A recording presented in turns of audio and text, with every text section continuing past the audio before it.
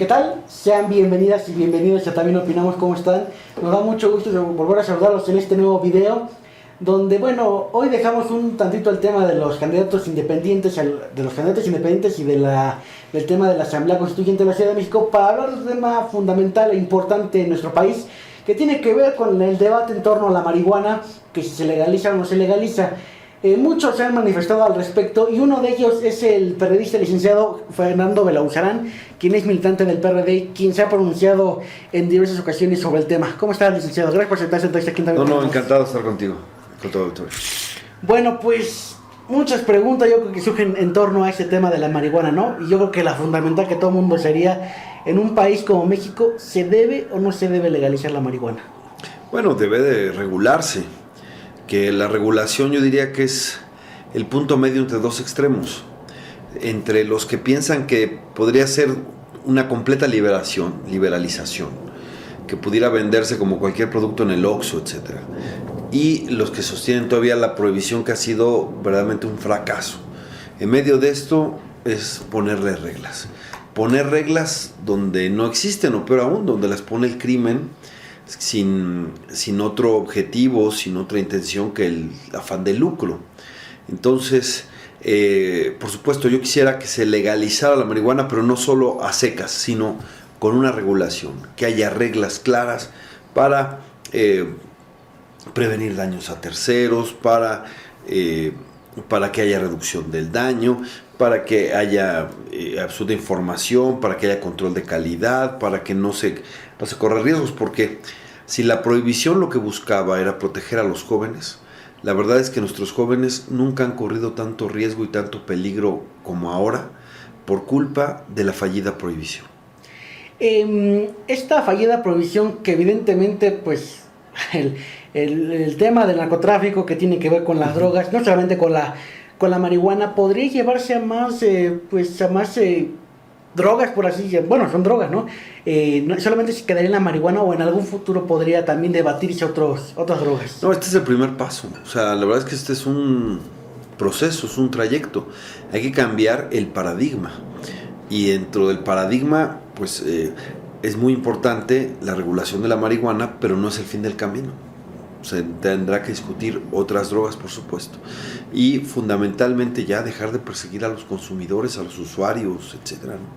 La verdad es que al único que le ha convenido la prohibición es al crimen organizado, al narcotráfico, porque gracias a la prohibición tienen ingentes ganancias que les han permitido, pues, conformar ejércitos paralelos, infiltrar al Estado hasta su máximo nivel, o sea, corromper a las autoridades hasta su punto más alto. Imagínate cómo pudo fugarse 2 veces el Chapo Guzmán de una cárcel de alta seguridad si no fuera por la connivencia.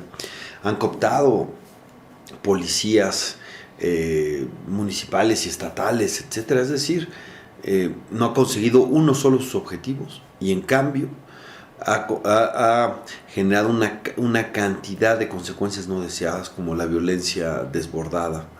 La verdad es que tenemos cifras propias de una guerra civil. 151,000 muertos desde 2006, calculó la ONU a finales del año pasado. 26,000 desaparecidos. 1,5 millones de desplazados por la violencia en el sexenio pasado. Miles y miles de presos. Entonces, imagínate, pues hay un costo altísimo social. En algo que coincidimos, prohibicionistas y no prohibicionistas, es que un factor que fomenta o promueve o favorece el abuso de drogas legales e ilegales es la desintegración familiar. Entonces, imagínate tú la desintegración familiar que causa 151,000 muertes, 26,000 desaparecidos, los desplazados, 1,5 millones de desplazados, los presos. Cada preso, cada desplazado, cada desaparecido, cada muerte, pues es una tragedia familiar. Y eso, en lugar de contribuir a la prevención, al contrario, hace unas poblaciones más vulnerables al abuso de drogas. Es decir, que si lo que buscaban era evitar el consumo de drogas, al final de cuentas los resultados es que los favorece, los promueve. Muchas mujeres están presas sin ningún delito de violencia, nomás porque estaban o lo usaban de mulas, y tienen a sus hijos en la cárcel, ¿no? Eso, pues pues es verdaderamente tragedias familiares. Eso es exactamente lo contrario a lo que se decía buscar. Entonces, toda política pública debe de medirse por sus resultados. Y entonces, ¿cuáles son los resultados del prohibicionismo? Y si son desastrosos y se consigue exactamente lo contrario a lo que dice buscar, ¿por qué los mantenemos? Hay que acabar con eso, ya, urge, es un asunto pues de vida o muerte para muchas personas, ¿no? Déjeme esa parte interesante desglosarlo un poco. ¿Podríamos decir que la desintegración familiar es un factor detonante de toda esta problemática que vive el país? Bueno, yo diría que la desintegración familiar siempre es un problema en muchos sentidos y que efectivamente favorece el abuso de drogas. ¿Por qué? Mira, alguien, Julião, el promotor del modelo portugués de despenalización de las drogas, tiene una tesis que me parece que la evidencia le da la razón.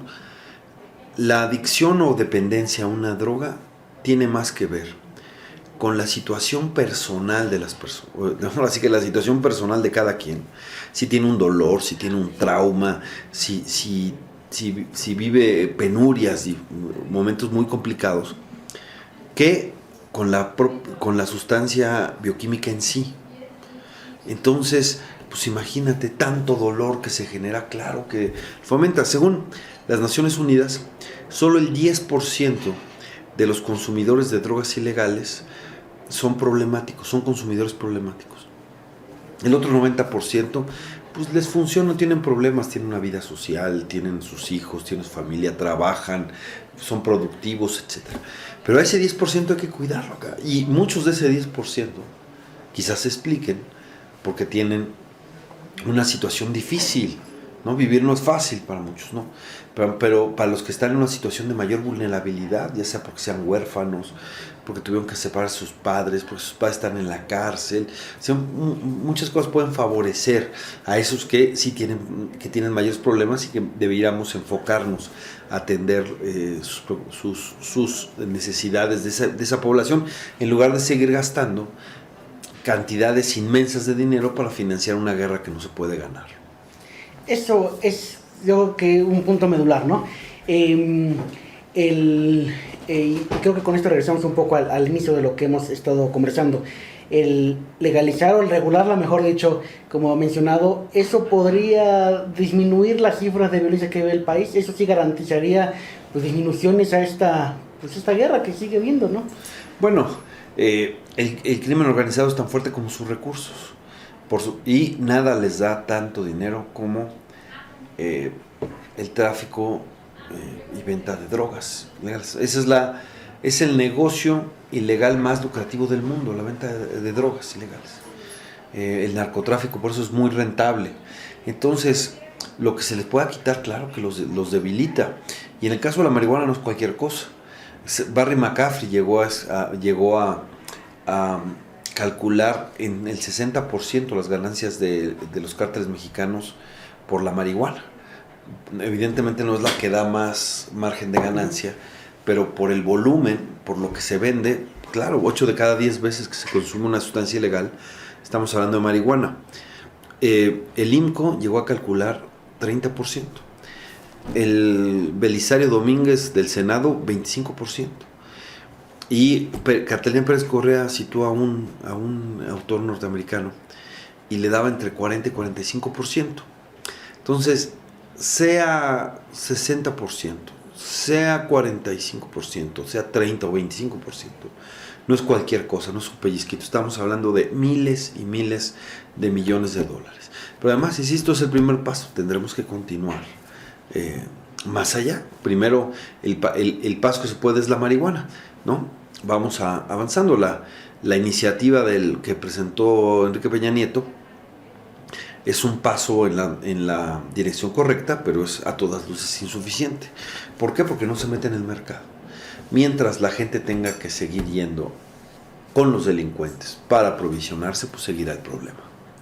En la materia de regulación es parte de lo que, pues es cierto, hace unos días Peña Nieto sacó esta iniciativa, que en lo personal pues había dicho que no, y después dijo que sí, bueno, ok, ¿no? Pero O sea, al regularla, eso diría que, por ejemplo, el Chapo Guzmán de ser narcotraficante se puede convertir en empresario y producir su marihuana. ¿Cómo sería la regulación en la materia? No, claro, por supuesto que no. Se dan las licencias y las licencias se tienen que dar a la gente que no tenga vinculación con las bandas criminales, que no tenga ningún delito, o etcétera, ¿no? Para eso se tendrían que dar las licencias. Y la propuesta que hemos estado trabajando desde la sociedad civil y que presentó Roberto Gil hace poco, es que sean los productores, los campesinos los que puedan cultivar, pero tengan la obligación de vendérsela a una empresa del Estado, más bien un intermediario del Estado, que sería el encargado de etiquetar y distribuir. ¿Para qué es esto? Pues para hacer un mercado no competitivo o no comercial, de tal manera de que las empresas no estén luchando por tener mayores ventas y acá, ¿no? Así como prohibir no es prevenir, regular no es promover. Sin duda, licenciado Fernando Belauzarán. Como decía hace unos instantes, el presidente Enrique Peña Nieto lanza una iniciativa. También mencionaba que en algún momento dijo que él estaba en contra de regularla y después sacó esta iniciativa. En su parecer ya nos ha dicho que es insuficiente, pero ¿qué puntos buenos y qué puntos le hacen falta a esta iniciativa? Sí, claro, mira,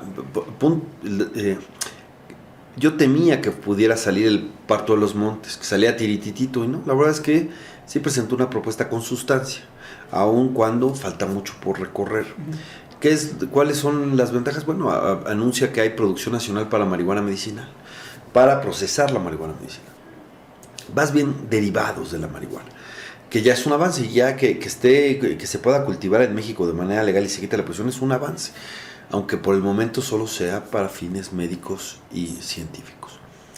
Que hay una descriminalización real debajo de la tabla también es un avance, porque como está actualmente, aunque tengan por menos de los 5 gramos, que es la aportación que pusieron, tienen que ser llevados al Ministerio Público, se abre una investigación, y ya que ven que no es miembro de la delincuencia organizada, etcétera, lo dejan irse a su casa.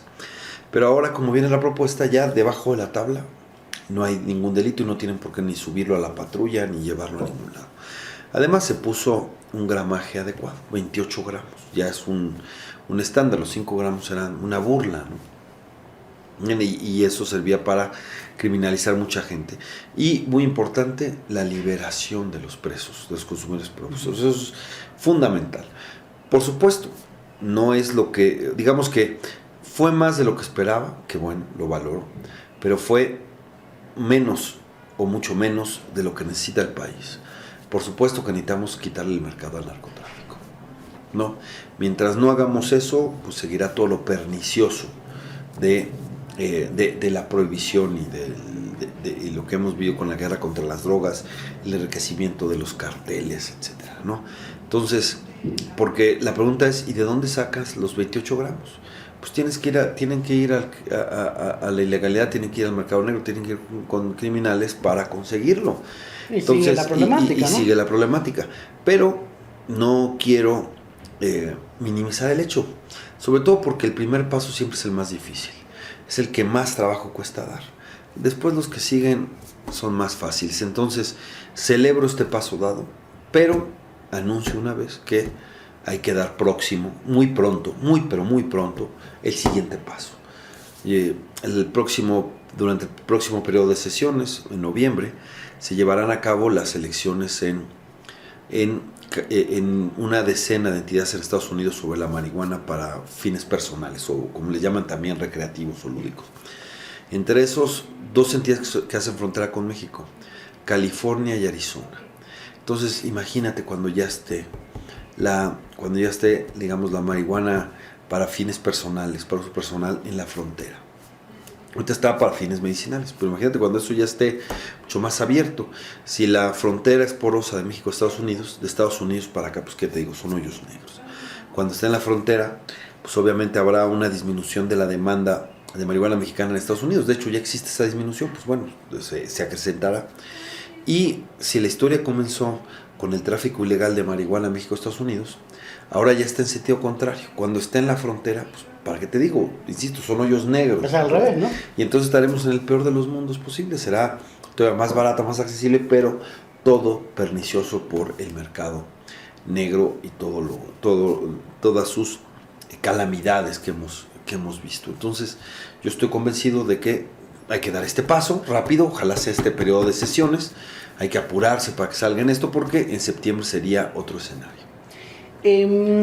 Sin duda, la sociedad, como usted, como muchos grupos sociales, se han manifestado en torno a ese tema de la regulación, unos con diferentes puntos de vista, y evidentemente pues se dio lo que hace unos días se dio lo de la iniciativa del presidente Enrique Peña Nieto. ¿Cree que esa presión de la sociedad orilló a que el gobierno diera ese primer paso?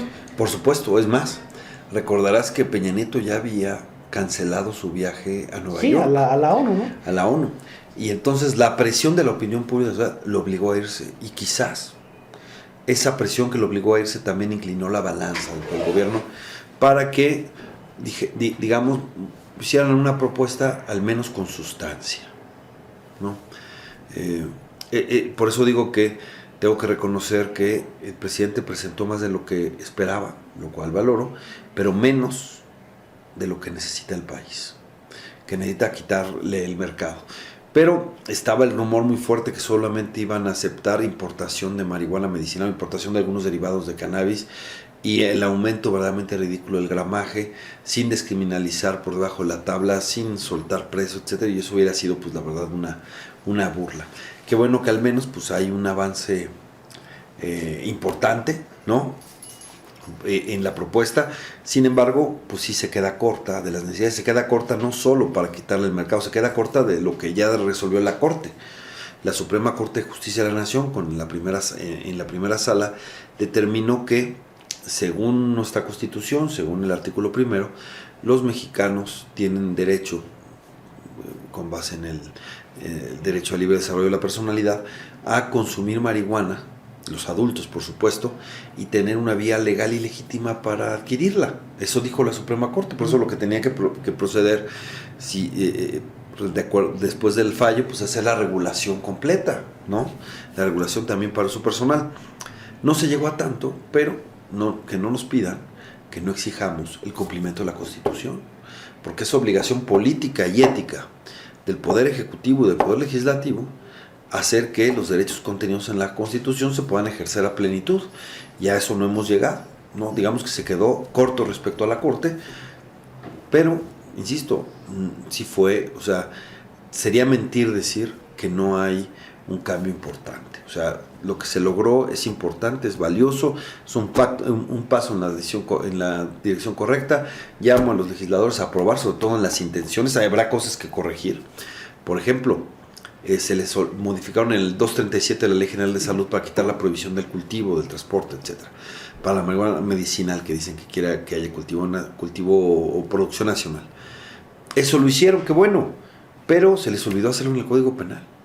El artículo 198 del Código Penal lo prohíbe expresamente, pero bueno, eso se puede arreglar en la dictaminación, modificar el 198, porque si no modifican el 198, pues la verdad es que será absolutamente esquizofrénico. Como letra muerta, ¿no? Sí, sería, o sea, imagínate que en un documento dice que está permitido y en otro que está prohibido. Entonces, yo espero que eso corrijan y otras cosas, pero yo me quedo con las intenciones. Y las intenciones de esto son buenas, son favorables, pero no dejaré de decir que son insuficientes. Pero demos este paso que se puede, antes de que acabe el periodo. Porque si no sale en este periodo, en septiembre es otra condición, ¿no? Y en septiembre, en mi opinión, lo que vamos a aprobar ahora, pues ya estaría desfasado, se quedaría muy corto, porque esto va a cambiar rápidamente. Sin duda. Oiga, en otra pregunta le había dicho en el preámbulo que mucha de la sociedad general ha participado. En este canal de YouTube, pues nos ven principalmente jóvenes de nuestra edad, de preparatorianos, universitarios, y algunos habrá que pues si la consuman para fines recreativos, ¿no? Lo cual no hay que satanizar, está bien, es cada quien decisión.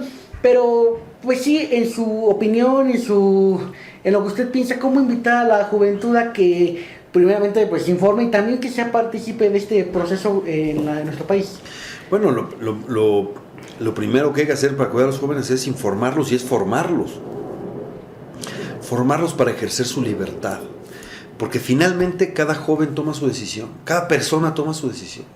Y quien decide alterar sus sentidos, lo va a hacer. Y lo va a hacer pues con lo que tenga más a la mano. Y quizás lo que tenga más a la mano, pues genere más daño, más conflicto. Mejor que haya información y que, insisto, que apostemos más o más bien que apostemos por el ejercicio responsable de la libertad y no por la represión que ya fracasó. Entonces, ¿qué es una correcta prevención? Pues es informar, es educar, es darles opciones, es que tengan posibilidades de estudio, de trabajo, de deporte, de cultura, ¿no? Que haya que puedan tener acceso a programas de desarrollo social para que puedan hacer pues lo que hace un joven, que es comerse el mundo a mordidas, ¿no? Eso, en lugar de verlos como enemigos, estarlos persiguiendo como sucede con la guerra contra las drogas, pues aprovechar su ímpetu. Este país no va a cambiar sin el ímpetu de los jóvenes. Entonces que esta sociedad los deje de ver como enemigos, que los deje de ver como potenciales delincuentes, que los deje de ver como sospechosos. Es una gran injusticia eso que pasa. Se hablaba hace poco del bono demográfico. ¿Qué es el bono demográfico? Que los jóvenes iban a insertar en el aparato productivo, venía una pirámide demográfica y que eso iba a generar el crecimiento económico, etcétera. Bueno, no tuvimos ese crecimiento económico. Pero ¿qué pasó con nuestro bono demográfico? Pues muchos están en las tumbas, están desaparecidos, están en las cárceles, etcétera, porque gran parte de las víctimas de la guerra contra las drogas son jóvenes. Se supone que era para protegerlos, pero sí que muchos jóvenes nos dicen, no nos protejan tanto, ¿no? Porque a ningún joven le ayudas a su salud metiéndolo a la cárcel. Si en algún lugar son más accesibles las drogas ilegales que en las calles, es en las cárceles.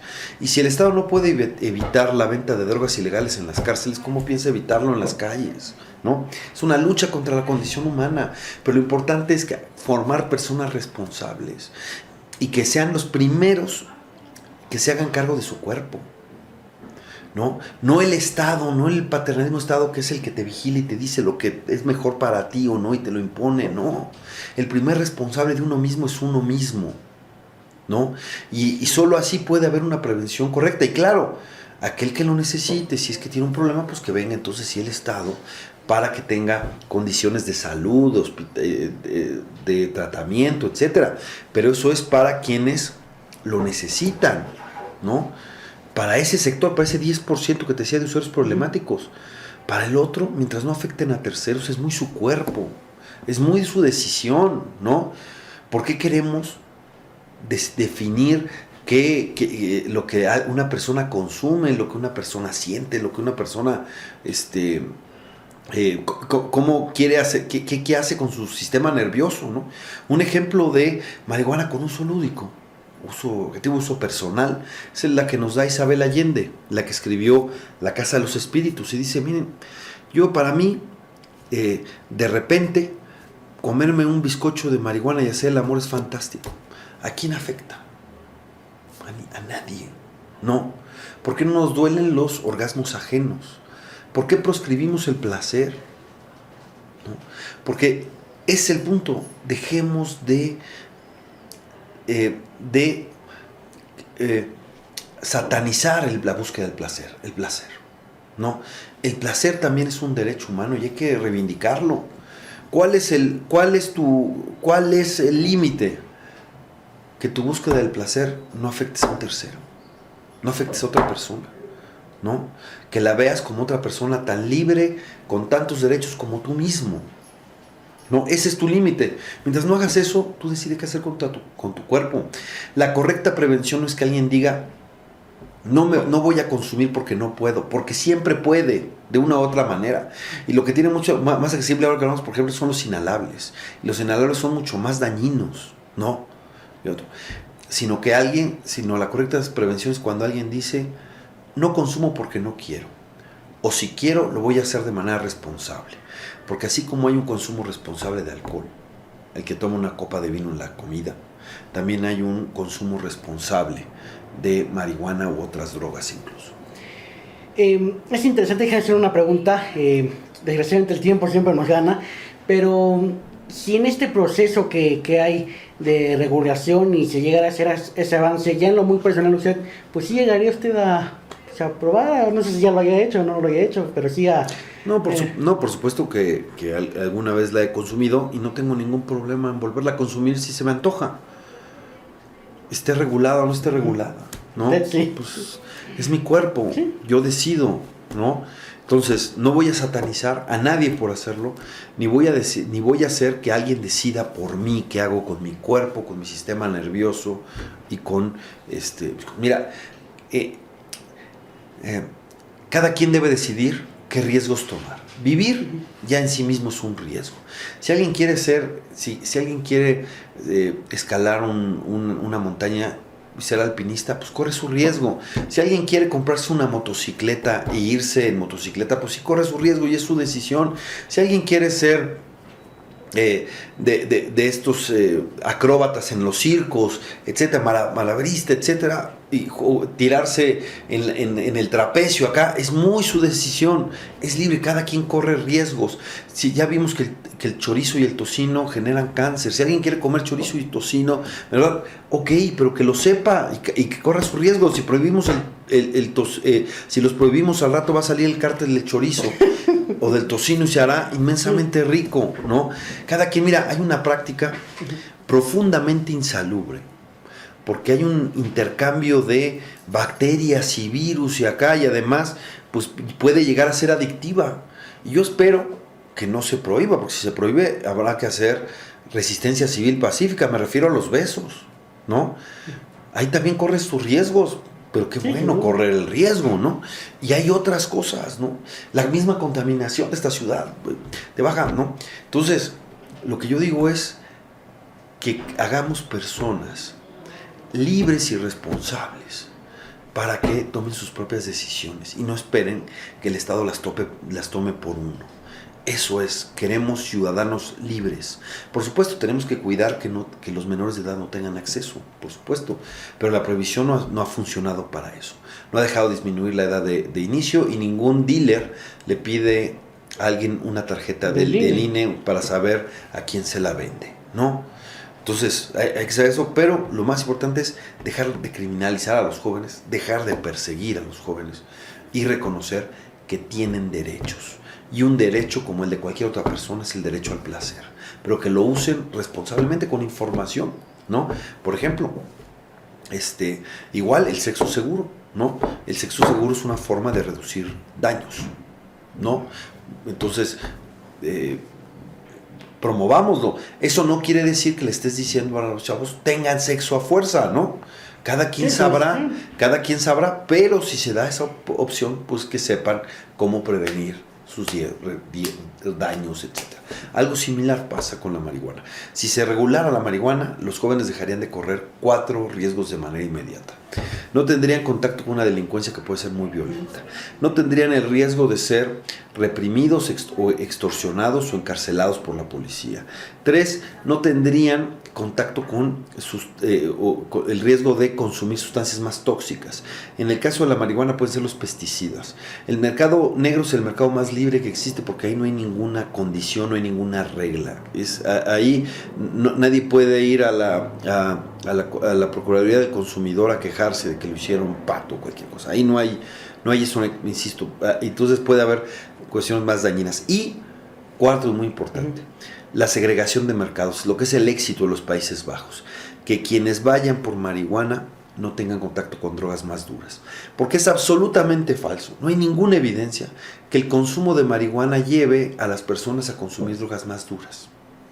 Eso es falso, totalmente, no hay evidencia, pero hay una parte de razón en lo que dice. ¿Cuál es la parte de razón? Que comparten el mismo mercado negro y ahí tienen un punto de contacto. Entonces, la misma persona que va por marihuana va con un vendedor que no solo vende marihuana, que vende otras drogas más duras y el vendedor quiere vender todo lo que tiene en el menú, pues es un negocio. Entonces le dice, mira, aquí tienes un papelito, tienes esta pastillita, o mira, aquí date un perico, etcétera. Para engancharlos. Entonces, segregar mercados también haría quitarle ese riesgo de tener contacto con drogas más duras, ¿no?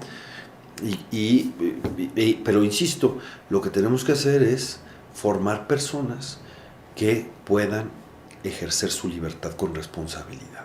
Ese es el reto. Por eso la lucha es en la prevención, más que en la persecución, en el asunto punitivo. Eso es lo que ya fracasó. Sin duda, el tema es muy, muy complejo, que tiene que ser debatido y sobre todo informado por la ciudadanía y sobre todo pues, por los jóvenes que son los que nos ven aquí en También Opinamos. Licenciado Fernando Belalmazarán, yo le agradezco enormemente que nos haya recibido en su oficina aquí Es un placer y esta es su oficina cuando quieran. Pues muchísimas gracias, estamos aquí en la sede nacional del PRD. Gracias a quienes nos están viendo y escuchando en También Opinamos, gracias a Christopher Cuellar que está como camarógrafo. Gracias, hasta la próxima.